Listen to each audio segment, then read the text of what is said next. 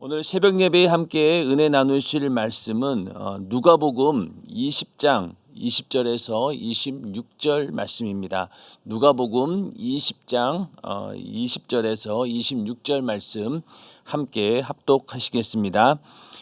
이에 저희가 엿보다가 예수를 총독의 치리와 권세 아래 붙이려 하여 정탐들을 보내어 그들로 스스로 의인인 체하며 예수의 말을 책잡게 하니 그들이 물어 가로되 선생님이여 우리가 아노니 당신은 바로 말씀하시고 가르치시며 사람을 외모로 취치 아니하시고 오직 참으로서 하나님의 도를 가르치시나이다. 우리가 가이사에게 세를 바치는 것이 가하니이까 불가하니이까 하니 예수께서 그 간계를 아시고 가라사대 데나리온 하나를 내게 보이라. 네 화상과 글이 여기 있느냐. 대답하되 가이사의 것이니이다.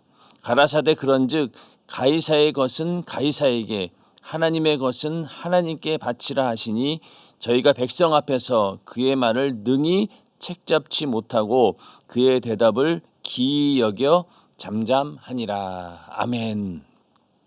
오늘은 누가복음 20장 20절에서 26절의 말씀을 중심으로 가이사의 것은 가이사에게라는 제목으로 함께 은혜를 나누고자 합니다. 예수님께서 예루살렘에 입성하시면서부터 이 예루살렘은 또 이스라엘 전체가 큰 소동이 벌어지기 시작합니다. 예수님께서 예루살렘에 입성하시고 나서 성전에 오셔서 성전에서 물건을 파는 자들 또 그 하나님의 성전을 강도의 구렬로 만들어가는 그런 것들을 보면서 예수님께서 분개하시고 그 성전 정화 작업을 하시게 됩니다. 그러다 보니 그런 일들에 대해서 그 당시 기득권을 유지하던 바리새인들 또 종교 지도자들 이런 사람들이 자신의 신변에 큰 위협을 느끼고 어떻게든 예수를 제거하기 위해서 이런저런 방법들을 총동원하게 됩니다.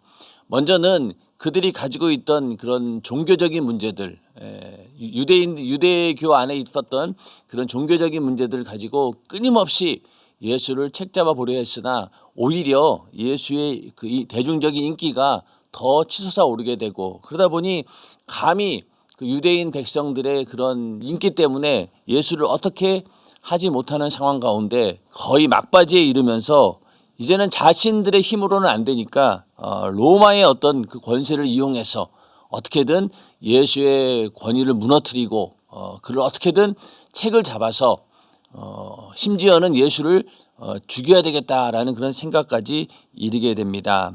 그래서 오늘 20절에 보면은요. 이에 저희가 엿보다가 예수를 총독의 치리와 권세 아래 붙이려 하여 정탐들을 보내요. 이제는 자기네 힘으로는 안 되니까 로마 총독의 손을 빌려가지고 예수를 제거하려고 하는 이제 그런 계획이 있었고 그런 계획에 따라서 정탐들을 보냈다는 거예요. 첩자를 보낸 거죠. 그래서 마치 자기네들이 바리새인이나 굉장히 그 유대교인으로서 예수의 말씀을 들으려고 하는 그런 자처럼 가장을 해서 어떻게든 예수의 말씀 가운데 책 잡으려고 이제 그런 시도를 하는 모습들이 오늘 읽은 본문 가운데 나오고 있습니다. 그래서 마태복음에는 예수로 말의 올무에 걸리게 하기 위해서 또 예수의 말씀을 책잡기 위해서 이렇게 마가복음은 또 기록을 하고 있습니다. 예수의 말을 책잡기 위해서 정탐들을 보냈다는 거죠. 그래서 마태복음 같은 경우에는 그 바리새인들의 제자들과 헤롯 당원들을 보냈다라고 이렇게 말씀하고 있습니다. 그래서 어떠한 논쟁을 이제 시작했냐면은 이 당시 굉장히 민감한 주제였겠죠. 어느 시대든지 항상 그 시대에 그 나라에 또 그 사람들에게 굉장히 민감한 이슈들이 있습니다. 우리나라도 세월이 지나가면서 이 이슈들이 점점 변화되는 걸 볼 수 있어요. 예전에는 남녀 간의 이런 젠더의 문제 이런 것들이 사실은 갈등의 소지가 없었어요. 남자는 남자, 여자는 여자 이랬는데 지금은 이런 성 정체성이 혼동을 막 주다 보니까 그런 문제에 대해서 굉장히 민감한 그런 시대입니다.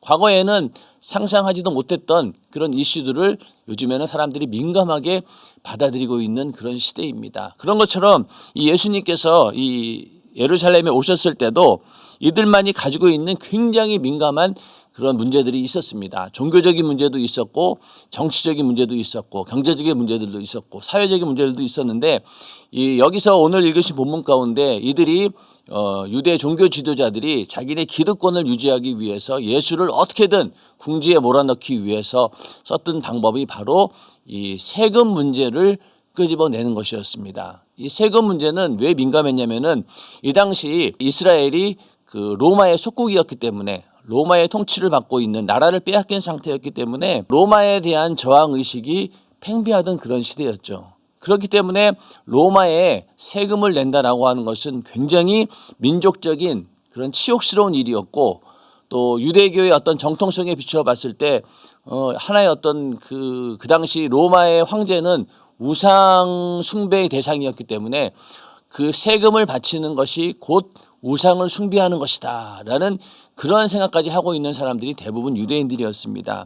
그래서 로마의 황제에게 세금을 내는 것 자체가 유대인들에게는 이것이 하나의 우상 숭배다라고 할 정도로 하나님의 말씀에 정면적으로 위배되는 일이고, 또 민족적인 수치감 때문에 로마의 황제에게 세금을 바쳐서는 안 된다라고 하는 그런 극단주의자들도 많이 있었습니다.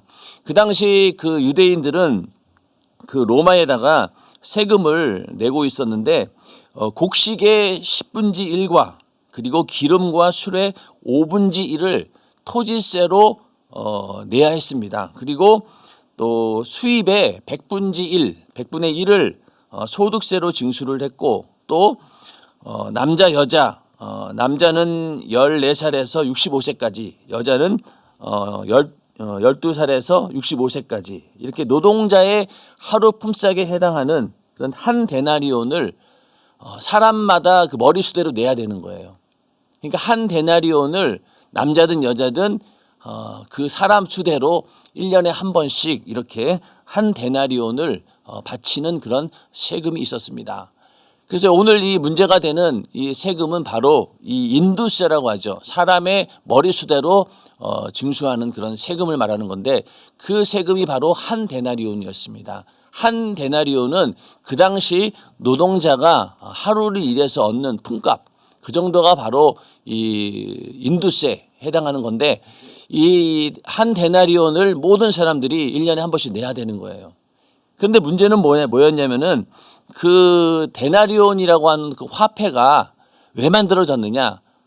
유대인들로부터 이렇게 세금을 잘 걷기 위해서 이 데나리온이라고 하는 그런 화폐를 만든 거예요. 그러니까 납세의 목적을 위해서 이 데나리온을 만든 겁니다. 그러니까 뭐 따로 다른 돈 준비할 거 없이 그냥 데나리온 동전 하나만 딱 내면은 그 세금을 낼 수 있기 때문에 그런 간편함을, 또 납세의 목적을 위해서 그 로마의 화폐 이 데나리온을 만들게 되었던 겁니다. 그런데 문제는 뭐냐면은 그 데나리온이라고 하는 그 화폐에 바로 그 로마의 황제 형상이 그려져 있고, 또 거기에는 로마의 황제를 거의 신으로 추앙하는 이런 문구들이 들어있기 때문에 유대인들의 입장에서는 이 데나리온 화폐를 지니고 다니는 것조차, 그것조차 하나님 앞에 불경스러운 일이라 생각했고 우상 숭배로 생각했던 것입니다.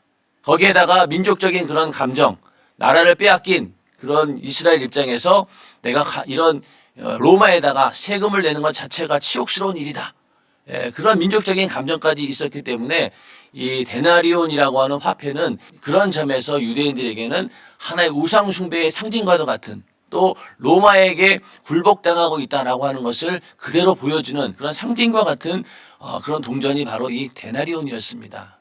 그래서 이것을 과연 이 데나리온을 너희는 이걸 누구 것으로 생각하느냐, 거기에 대한 질문을 예수님께서 하시게 된 거죠. 그래서 먼저는 이 사람들이 이 데나리온이 세금을 가이사에게 바치는 것이 과연 합당한 일이냐, 이러한 질문을 이들은 하게 되었던 것이죠. 그 질문의 의도는 무엇이겠습니까? 어떻게든 로마에 반대하는 그런 이야기를 예수의 입에서 나오기를 원했던 것이죠. 그래서 저 사람은 로마의 제도에 반하는 반대하고 저항하려고 하는 그런 사람이기 때문에 로마는 반드시 예수를 처단해야 됩니다라는 그런 빌미를 만들기 위해서 이렇게 물어봤던 것이죠. 그래서 처음에 그들이 이렇게 묻기 전에 선생님이여 우리가 아노니 당신은 바로 말씀하시고 가르치시며 사람을 외모로 취치 아니하시고 오직 참으로서 하나님의 도를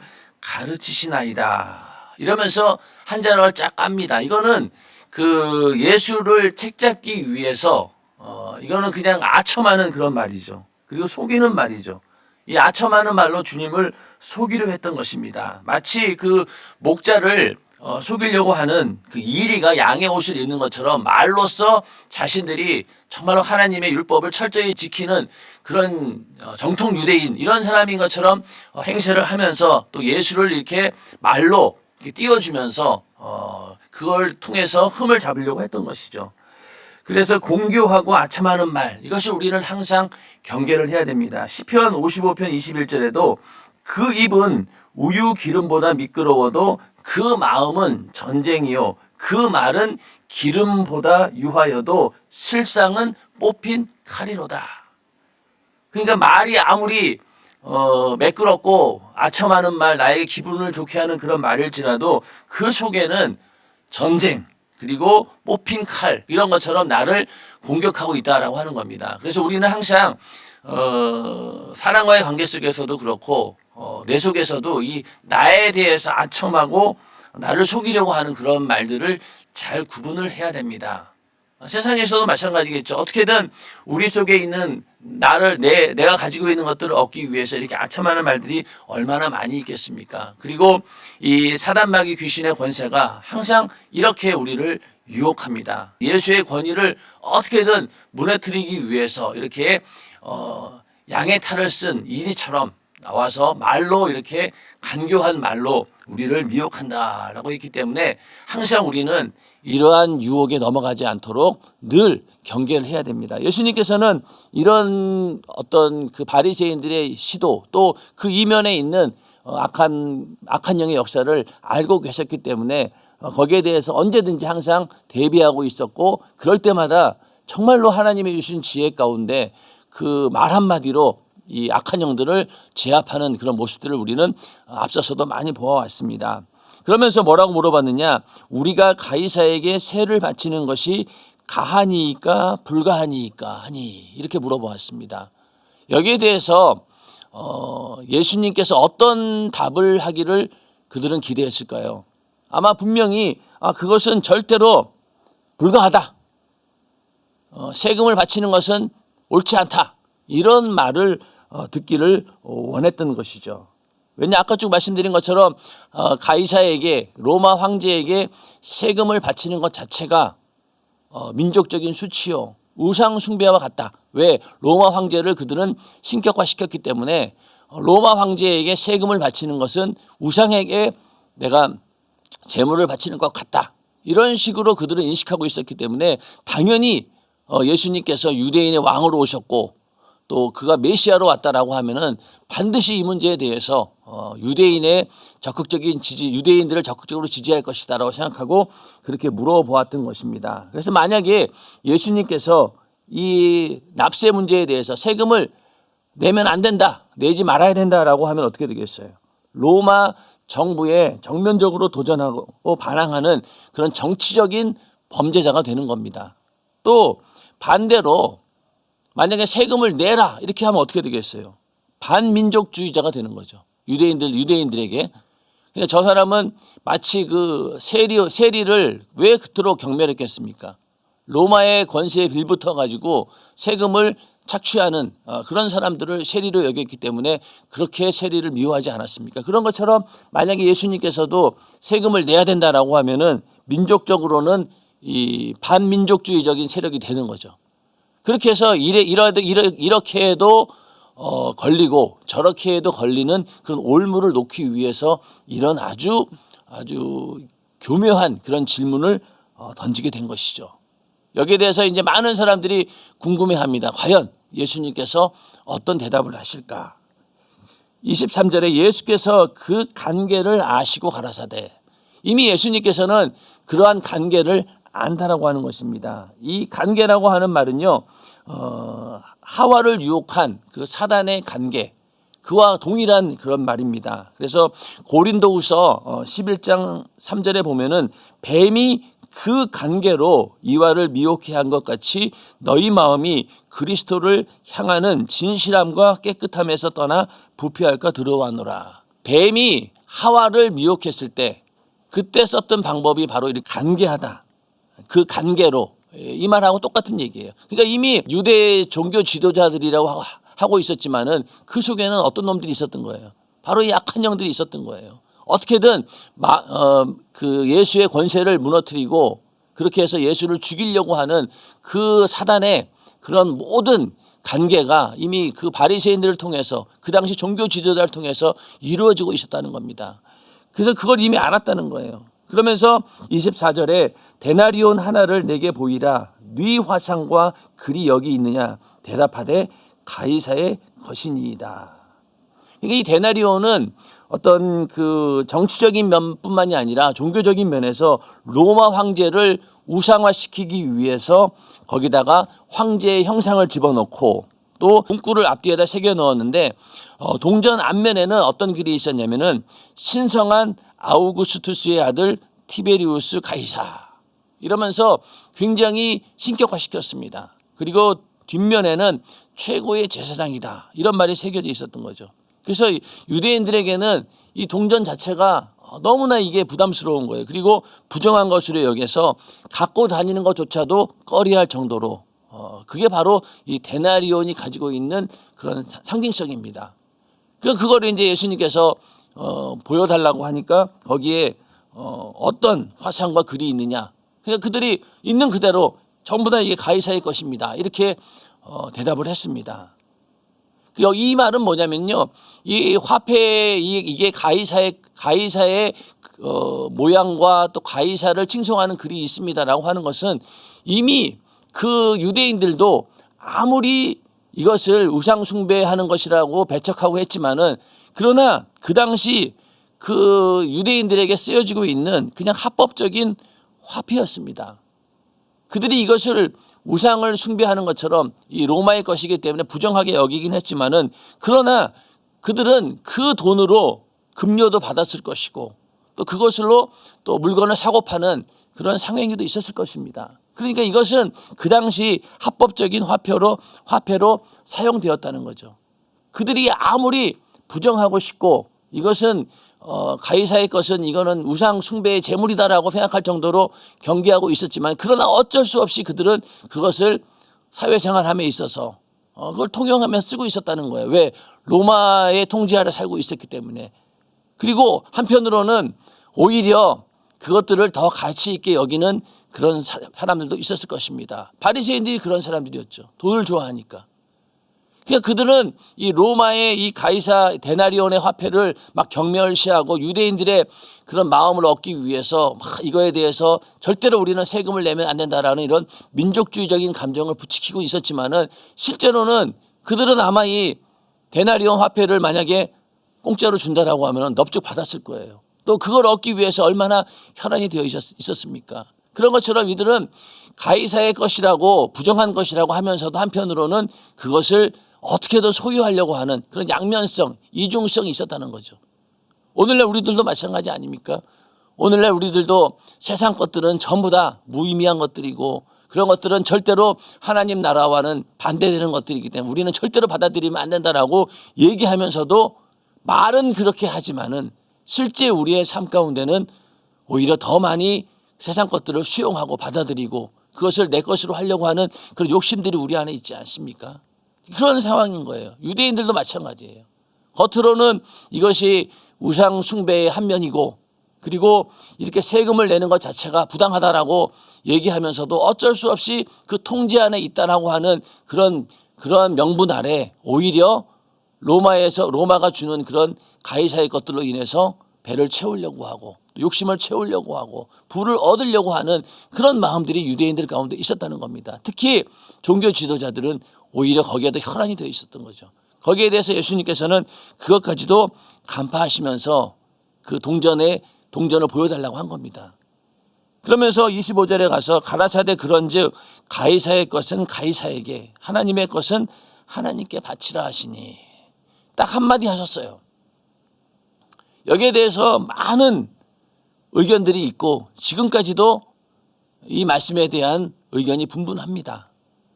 자, 그러면은 이 말은 무슨 뜻일까요? 가이사의 것은 가이사에게 하나님의 것은 하나님께 바치라. 자, 그러면은 하나님께 바칠 때 이 가이사의 그림이 그려져 있는 이 데나리온 동전을 하나님께 드릴 수 없나요? 그건 아니에요. 드릴 수 있어요. 그러면 과연 이 말의 의미는 뭐냐?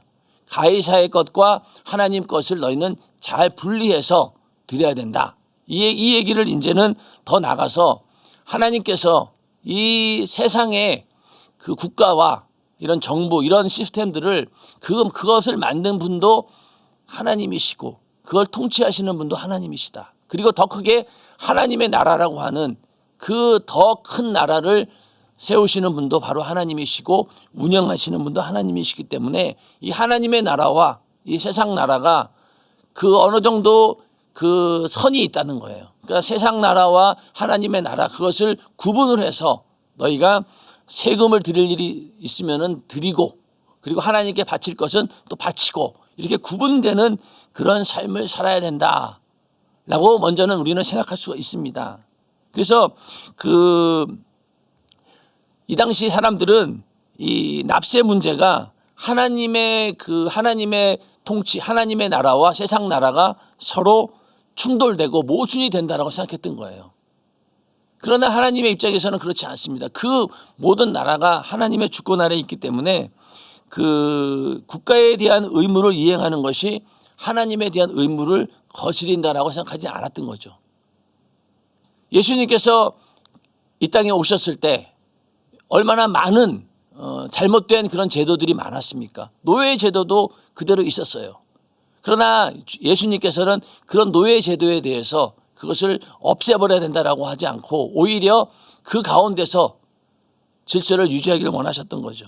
베드로전서 2장 13절에 보면은요, 어떤 얘기를 하고 있냐면 인간이 세운 모든 제도를 주를 위하여 순복하되 혹은 위에 있는 왕이나 또 14절에 혹은 악행하는 자를 징벌하고 선행하는 자를 포장하기 위하여 그에 보낸 방백에게 하라. 왕이나 방백들도 모든 제도를 하나님께서 세웠다는 거예요.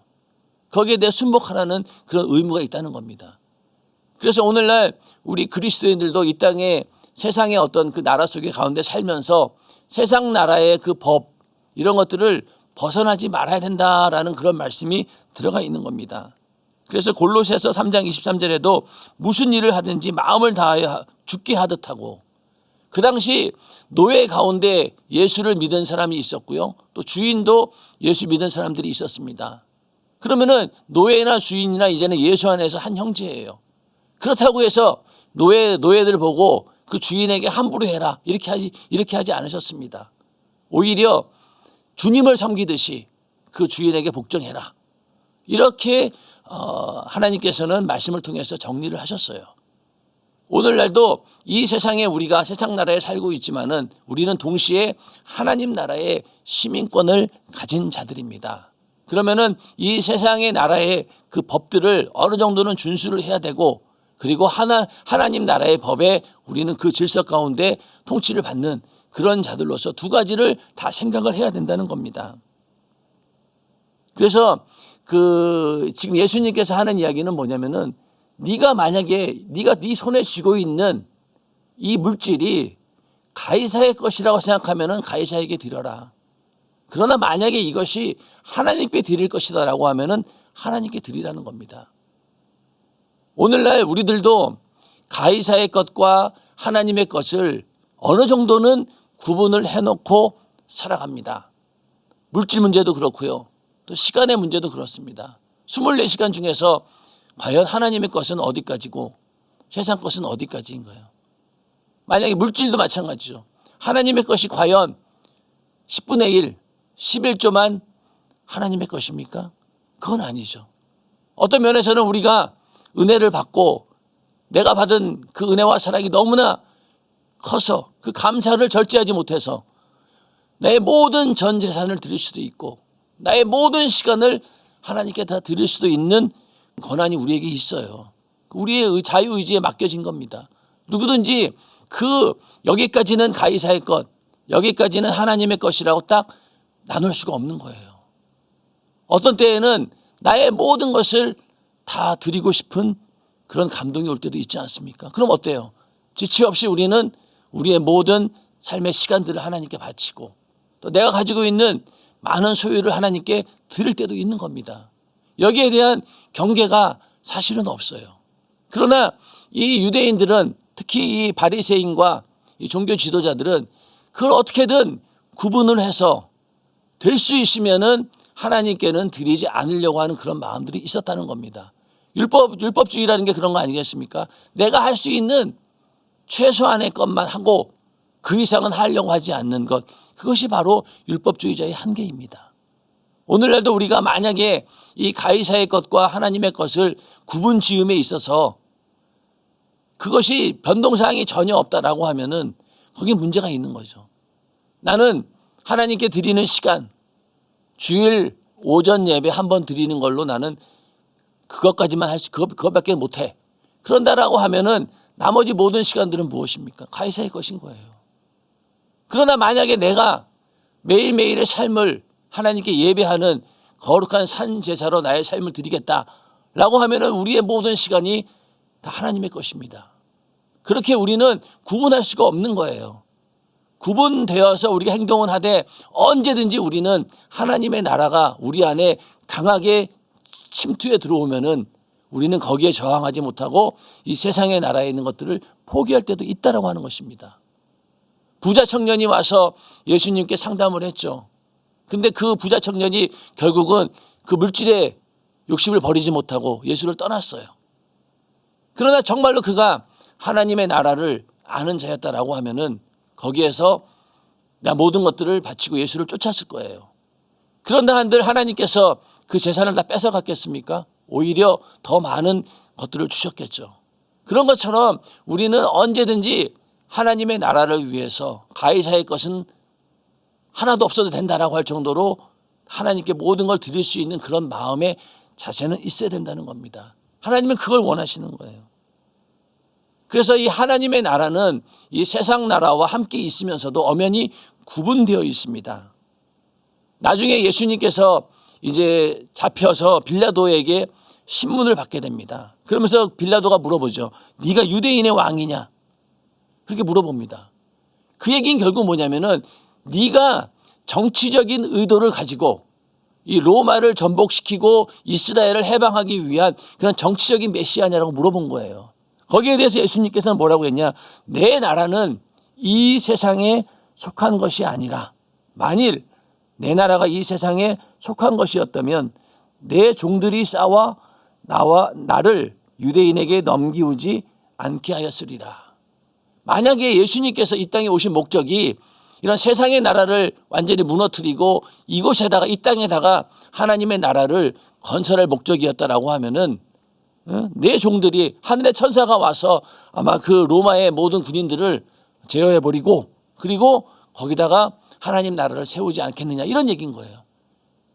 그러나 예수님께서는 이 땅에 오셔서 로마의 그런 정치적인 저항을 하지 않았습니다. 오히려 하나님의 나라를 전하셨죠. 그러다 보니 로마 입장에서도 예수를 경계했지만은 자기네들이 누리고 있는 그 로마의 그 정치적인 영향권 안에서는 문제가 되지 않았어요. 그랬기 때문에 이 빌라도는 예수에게 죄가 없다라고 선언할 수밖에 없었던 겁니다. 그러나 유대인들이 오히려 반발을 하고 십자가에 달려 죽여야 된다라고 막 밀란을 일으켰기 때문에 예수를 십자가에 매달아 죽인 것이지 그들이 봤을 때는 자기네 로마에 어떤 위협을 주지 않는 그런 존재였던 거예요. 처음에는 그것이 걱정이 됐고 혹시 이 사람이 정치적인 그런 목적을 가지고 이렇게 행동하는 것이 아닌가라고 했지만은 나중에 보니 그게 아닌 거예요. 그래서 결국은 예수를 무죄로 판정하고 놓아주려고 했던 거죠. 그만큼 하나님의 나라와 세상의 나라는 대립돼 있고 있으면서도 그 하나님의 나라가 훨씬 더 크고 광범위하기 때문에 세상 나라의 것들을 그것과 하나님의 나라를 구분한다는 것 자체가 사실은 의미는 없습니다. 왜? 그 안에다 포함이 되어 있기 때문에. 그래서 우리는 이 땅에 육신을 입고 사는 동안은 이 세상 나라의 통제를 받아야 돼요. 세상의 법의 질서를 지켜야 되고 여러 가지 정하고 있는 그런 규칙들을 우리는 지켜야 됩니다. 그러나 우리는 언제든지 이 하나님의 나라를 위해서 그런 것들을 과감하게 버릴 수 있는 그런 믿음의 사람들이 바로 하나님의 나라의 사람들이죠. 그 하나님 나라 천국의 시민권을 가진 자들은 바로 그러한 능력이 있다는 겁니다. 왜? 언젠가 우리가 영원히 거해야 될 나라가 어디입니까? 바로 하나님 나라이기 때문에. 자, 그래서 이렇게 세금의 문제를 가지고 바리새인들과 이런 논쟁을 벌이고 또 그 이후로도 여러 가지 논쟁을 하게 됩니다. 그러고 나서 누가복음 21장에 보면은요, 과부가 드리는 두 두렙돈 헌금 이야기가 나오는 거예요. 자, 그 과부에게 두 두렙돈은요, 자신의 모든 재산이었어요. 분명히 그 가운데는 가이사의 것이 있고 하나님의 것이 있을 거예요. 왜? 당장 생활해야 되니까. 그러나 과부는 어떻습니까? 그 두 두렙돈을 하나님께 모두 드렸어요. 그걸 보고 예수님께서는 감동하신 거예요. 바로 여기에 너희 바리새인들, 서기관들, 하나님 말씀을 잘 지킨다라고 하는 종교 지도자들, 너희들의 그 행동보다 오히려 이 과부가 드린 이 두 두렙돈이 훨씬 더 의미가 있다는 겁니다. 왜? 그 과부에게는 가이사와 하나님의 나라의 영향이 구분되어 있는 것이 아니라 언제든지 하나님의 나라가 더 압도해서 가이사의 것까지도 다 드릴 수 있는 그런 믿음을 보였기 때문입니다. 오늘날 우리들도 언제든지 주님이 요구하실 때 내 목숨까지도 내어놓을 수 있는 그런 우리는 고백을 하지 않습니까? 그렇다라고 하면 우리에게는 가이사의 것이 과연 어디고 하나님의 것은 과연 어디까지냐는 거예요. 그래서 어떤 사람들은 교회에 와서 예배드리고 교회 생활만을 그냥 하나님의 나라로 생각하고 세상에 나가서는 또 세상 사람과 똑같이 사는 그런 사람들도 있습니다. 그건 옳지 않습니다. 우리의 모든 삶의 영역 가운데 하나님의 나라가 그 안에 이루어져야 된다는 거죠.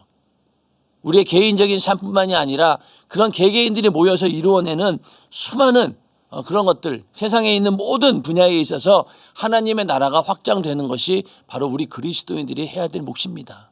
근데 우리는 자꾸만 교회 아니라고 하는, 교회에서 내가 하는 신앙생활, 이것만 하나님의 것이고 세상에서 하는 것들은 그렇게 인정하지는 않습니다. 그러다 보니까 우리가 세상에 살아가면서 그리스도인으로서의 그런 역할을 제대로 하지 못하는 경우가 많다는 거죠. 그래서 우리는 이 하나님의 나라가 어디까지냐, 우리 개인적인 삶의 영역뿐만이 아니라 모든 분야에 있어서 정치, 경제, 사회, 문화 모든 분야에 있어서 하나님의 나라를 확장시키는 것이 바로 우리의 의무이고 그렇게 해야지만이 이 세상이 온전히 하나님의 질서 가운데 아름답게 유지될 수 있는 것이죠.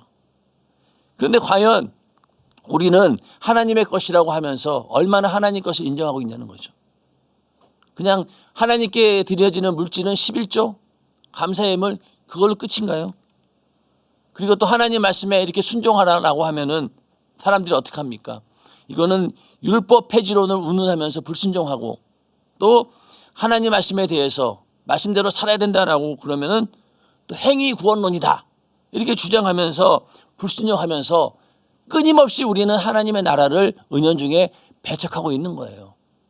왜? 가이사가 움직이는 그 세상이 더 좋으니까. 그러다 보니 하나님의 것으로 드려야 될 것들을 오히려 이제는 점점 줄여가면서 가이사에게 드리고 있는 모습들이 바로 오늘날 현대인의 모습이기도 합니다. 그러면 우리는 예수님께서 하신 말씀 가이사의 것은 가이사에게 하나님의 것은 하나님께 바치라라고 하는 이 말의 의미를 잘 알아들여야 됩니다. 언제든지 우리는 내 모든 것이 다 하나님의 것입니다. 하나님께 내가 드릴 수 있습니다라는 그런 믿음을 우리는 보여야 된다는 것입니다. 그러면서 과연 내가 하나님의 나라가 내 삶 가운데 얼마나 이루어져 가고 있는가. 우리의 어떤 개인적인 삶의 영역, 윤리 도덕이라고 하는 그 좁은 차원에서도 하나님의 나라가 이루어지지 않는다라고 하면은 과연 우리는 하나님의 나라의 그 시민권을 가진 자로서의 올바른 삶을 살고 있는 것입니까? 나의 삶을 통해서 얼마나 많이 하나님의 나라의 영역을 넓혀가고 있는가. 이것을 우리는 생각해야 됩니다. 앞으로 미래를 준비하는 청소년들에게도 이 세상의 나라를 움직여감에 있어서 하나님의 나라가 이 세상의 나라를 통치하기를 원한다라고 하면은 우리는 그 세상의 나라에 영향을 줄 수 있는 그런 자들로 만들어져야 된다는 겁니다. 그것이 청소년들에게는 비전이 되어야 되고 젊은이들에게는 그것이 비전이 되어야 되는 겁니다. 그래야지만이 우리는 가이사의 것과 하나님 것을 구분하되 진정으로 우리가 영원히 남는 것, 또 영원히 하나님께서 기뻐하시는 것이 무엇이냐, 그것을 우리는 분명히 알 수 있다는 겁니다. 자, 이 말씀에 대해서 26절 저희가 백정 앞에서 그의 말을 능히 책잡지 못하고 그의 대답을 기이 여겨 잠잠하니라. 역시 말씀 한마디로 모든 상황을 깨끗이 예수님께서는 정리하셨습니다. 그러나 뒤에 가보면 아시겠지만은 결국은 이 바리새인들의 의도대로, 이 종교 지도자들의 의도대로 예수님께서는 이 로마에 저항했다라고 하는 그런 누명을 뒤집어쓰고 결국은 로마의 재판을 받아서 십자가 처형을 받게 됩니다. 그러한 일들이 이제 곧 벌어지게 된다는 거죠. 그러나 예수님께서는 이미 말씀으로 모든 면에서 승리하셨습니다. 그분은 죽기 위해 오셨기 때문에 죽음을 선택한 것이지 패배해서 죽음을 선택한 것이 아니라는 겁니다. 그래서 이 십자가의 죽음이라고 하는 것이 얼마나 하나님의 입장에서는 모든 것을 알고 이미 이겼음에도 불구하고 그 죽음의 길로 가야 하는 그 예수님의 그 겸손하신 모습을 우리는 보면서 그 앞에 무릎을 꿇을 수밖에 없는 것이죠. 자, 오늘 말씀을 우리는 통해서 과연 가이사의 것은 어디까지고 하나님의 것은 어디까지인가? 내가 정말로 이런 어떤 하나님이 제공하는 그런 질서 가운데 과연 있느냐? 내가 하나님 것은 하나님 것이라고 분명히 고백하며 살고 있는가? 우리는 거기에 대해서 잘 생각해 보아야 될 것입니다. 기도하겠습니다.